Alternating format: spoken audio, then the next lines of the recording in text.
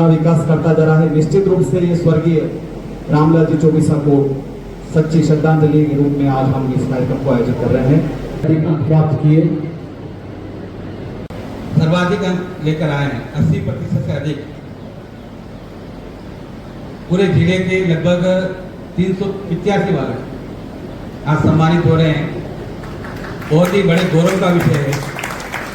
लेकिन प्रतिभा किसी क्षेत्र की मोहताज नहीं है। एक धानी में बैठा हुआ बालक भी आईएएस अफसर बन सकता है, इंजीनियर बन सकता है, डॉक्टर बन सकता है। लेकिन जो ये इलाका है इसको टीएसपी इलाके में स्टेट ने नोटिफाई कर रखा है, शेड्यूल्ड एरिया है। और एजुकेशन की दृष्टि से अगर देखा जाए तो बहुत पिछड़ा हुआ इलाका है। हर तरीके से यहाँ पे लोगों में एजुकेशन के प्रति झुकाव कम है। आइदर पढ़ना नहीं चाहते और जो फैमिली है वो भी उसको प्रमोट नहीं करती है। तो अब क्योंकि जब माहौल नहीं हो, किसी चीज का माहौल कैसे बनाया जाता है, सबसे इंपॉर्टेंट है कि आप एनवायरनमेंट कैसे क्रिएट करते हैं, पॉजिटिव एनवायरनमेंट कैसे क्रिएट करते हैं, उसको कैसे आप क्रिएट करते हो। उसको क्रिएट करने का एक ही तरीका है कि जो अच्छे बच्चे हैं, जिन्होंने अच्छी पढ़ाई की है, अच्छी मेहनत की है, उनको आप मोटिवेट करें।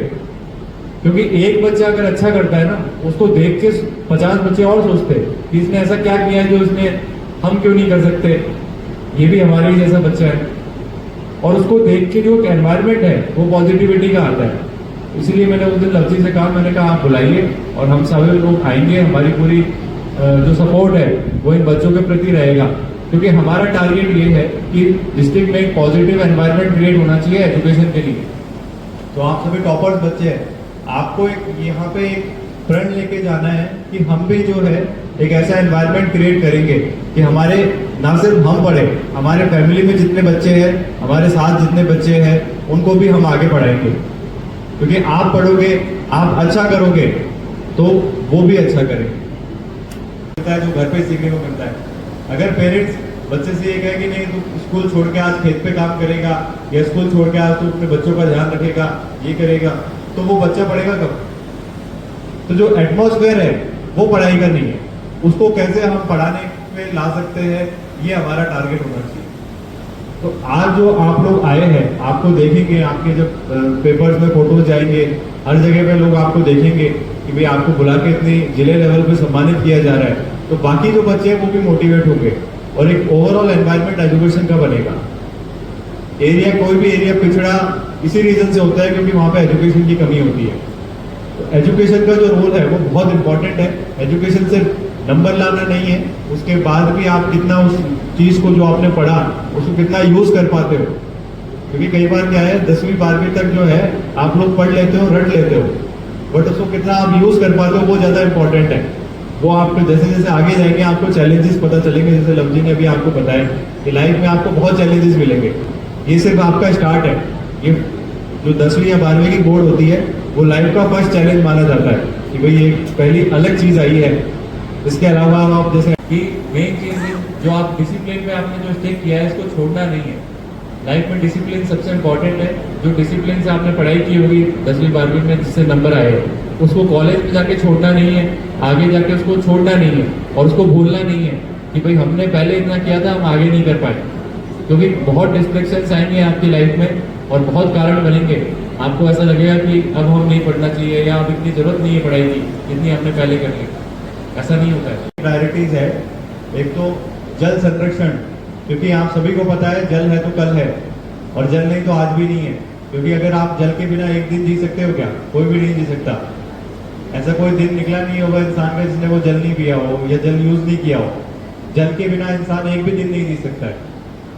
तो एक दिन भी अगर आप जल के बिना नहीं जी सकते तो जल को कंजर्व करना कितना जरूरी है। आज की तारीख में हम क्या कर रहे हैं? वेस्टेज कर रहे हैं वाटर का। हर जगह हम लोग वाटर को वेस्ट करते हैं। तो जल को कंजर्व करना बहुत जरूरी है। और दूसरी चीज जो इम्पोर्टेंट है वो है पेड़ लगाना। अभी आप लोग देखोगे, आप कहीं जाके बाहर खड़े होंगे तो छाया में खड़े होंगे, पेड़ की छाया में खड़े होंगे, धूप में जाके खड़े नहीं होंगे। इतनी गर्मी पड़ रही है, रीजन क्योंकि पेड़ के नीचे छाया होती है, अच्छा एटमॉस्फेयर होता है, आपको वहां पंखे की भी जरूरत नहीं है। पेड़ों का और जल का जो महत्व है वो बहुत इंपॉर्टेंट है।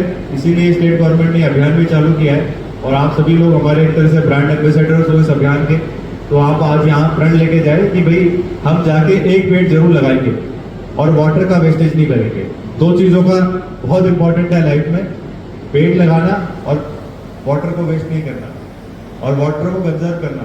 किसी भी प्रकार से तालाबों में या जो भी हमारे शेयर्ड रिसोर्सेज है वहाँ पे हम गंदगी नहीं करें। उसको कैसे, अगर कोई वाटर रिचार्ज स्ट्रक्चर, जैसे स्कूल में वाटर रिचार्ज स्ट्रक्चर्स होते हैं, तो स्कूल का पानी जो गिरता है वो वाटर को रिचार्ज करता है।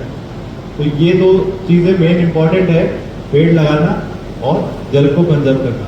तो मेरा आज आप सबसे ये भी आग्रह रहेगा कि आप सभी जाके इस मानसून के सीजन में कम से कम एक एक पेड़ लगाएंगे और उसको एक पेड़ की रक्षा करेंगे, थ्रू उसको ग्रो करेंगे, क्योंकि पेड़ जो है वो कई सालों तक चलता है। तो आप जो ग्रो करेंगे वो आज से 10, 20, 50 साल तक वो रहेगा, तब तक उसको आपको पालना है। आप एक ही पेड़ लगाए और उस पेड़ का ध्यान पूरा अच्छे से रखें।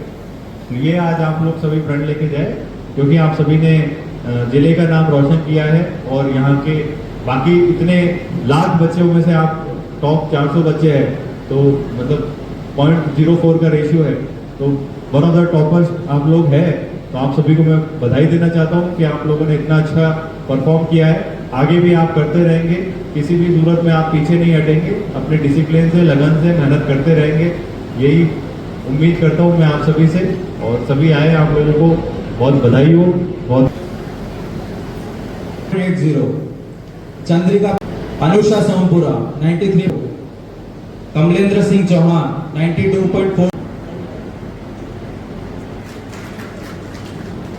96.3।